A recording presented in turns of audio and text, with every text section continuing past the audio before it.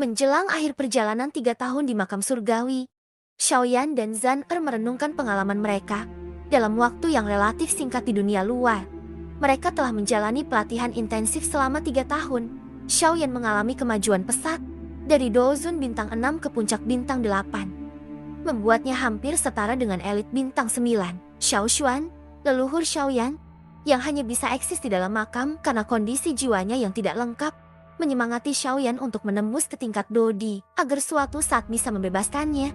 Sebagai hadiah, Xiao Xuan memberikan ratu serangga kuno yang dapat digunakan untuk membuat kain kaisar serangga kuno, sebuah armor pelindung yang mampu menahan serangan elit Ban Shang. Sebelum keluar dari makam, Xiaoyan diberi tugas terakhir oleh Xiao Xuan, membalas dendam terhadap 2 anggota klan Han, Hanya dan Hanli.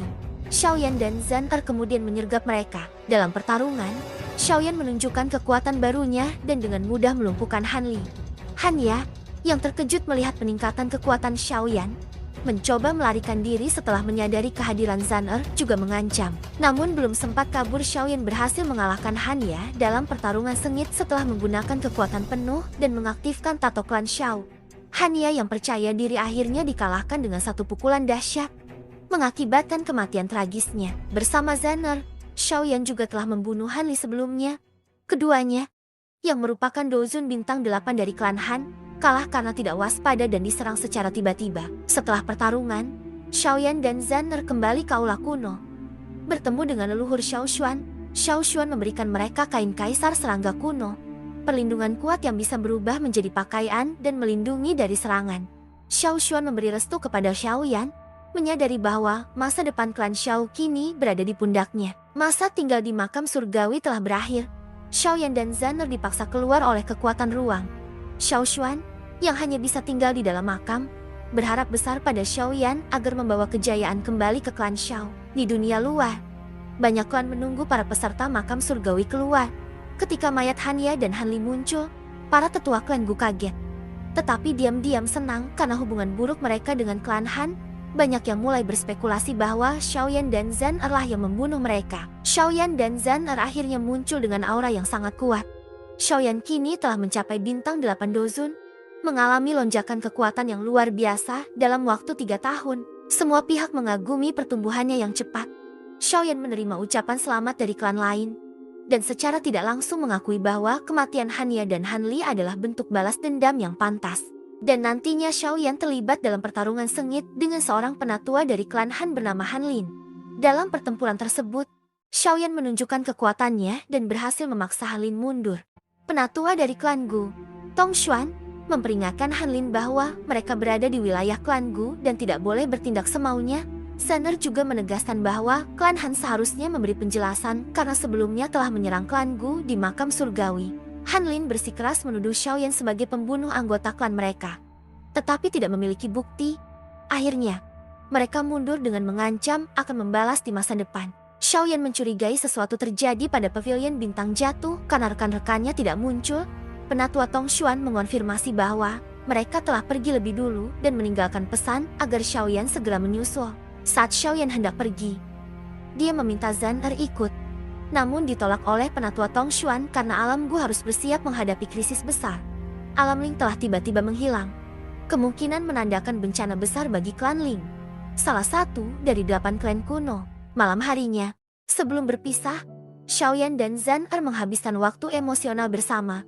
Zan Er mengungkapkan bahwa dia tahu tentang Cailin, wanita lain dalam hidup Xiaoyan, namun tetap memilih bertahan karena cintanya. Mereka hampir larut dalam keintiman. Tetapi momen tersebut diganggu oleh kemunculan mendadak Gu Yuan, ayah Zan Er dan kepala klan Gu. Gu Yuan lalu berbicara serius dengan Xiaoyan tentang Xiao Xuan, leluhur Xiaoyan, yang telah berubah menjadi bentuk roh di makam surgawi demi melindungi garis keturunan klan Xiao. Xiaoyan bertanya apakah ada cara membebaskan Xiao Xuan, namun Gu Yuan menjelaskan bahwa hanya seseorang di tingkat Dodi, kekuatan legendaris, yang mungkin bisa melakukannya. Level kekuatan yang bahkan para tetua kuno seperti dia pun belum bisa mencapainya. Kemudian Xiaoyan kembali dari alam Gu setelah menyelesaikan urusannya di sana, termasuk percakapan penting dengan Gu Yuan terkait kondisi klan Ling dan janji terhadap Zan Er. Meskipun kekuatan Xiaoyan kini telah meningkat pesat menjadi bintang 8 Dozun, ia tetap menunjukkan rasa hormat dan rendah hati saat hendak pergi. Ia menerima undangan dari Yao Xingji untuk menghadiri upacara klan Yao yang rencananya akan dia sampaikan pada gurunya, Yao Lao. Xiaoyan kemudian meninggalkan alam Gu dengan menaiki kapal perang bersama para anggota klan Gu. Setibanya di kota suci Gu, ia langsung menuju ke pavilion bintang jatuh tanpa banyak berhenti.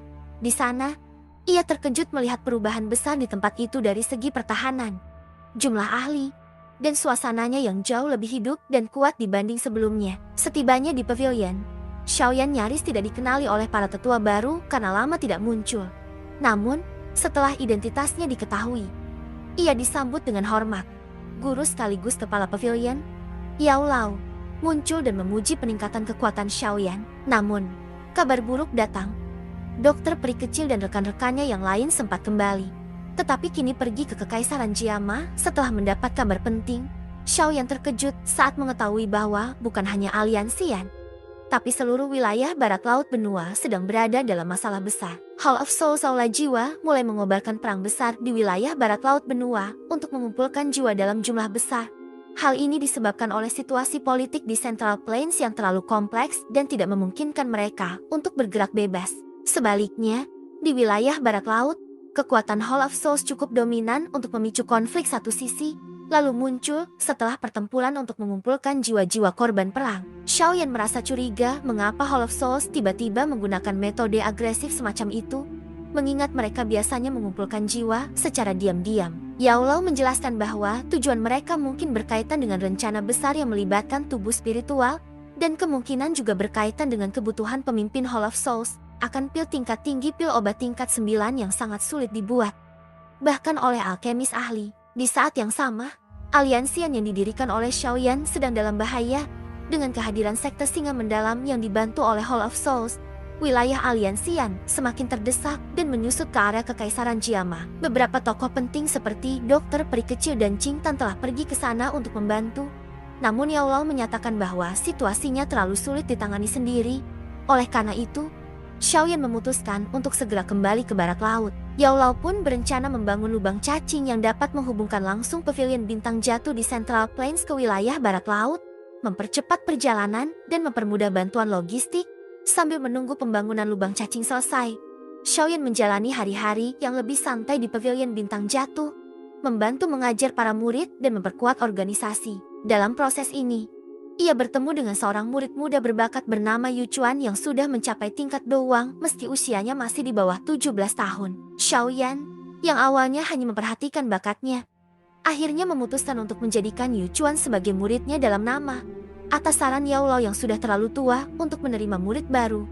Meskipun awalnya Yu Chuan ragu, ia akhirnya menerima tawaran itu dengan senang hati. Akhirnya, ketika lubang cacing berhasil dibangun, Xiaoyan bersiap untuk kembali ke barat laut. Ia menyerahkan Yu Chuan ke Yao Lao untuk dilatih lebih lanjut, dan menyadari bahwa sudah bertahun-tahun sejak terakhir kali ia menginjakan kaki di tanah asalnya. Pikiran tentang Medusa dan kemungkinan anaknya yang mungkin kini telah berusia 4 atau 5 tahun membuat hatinya dipenuhi emosi dan rasa tanggung jawab yang semakin besar. Ia kini bukan hanya seorang pejuang, tetapi juga seorang ayah, sebuah peran baru yang membuat dirinya merasa telah benar-benar tumbuh dewasa.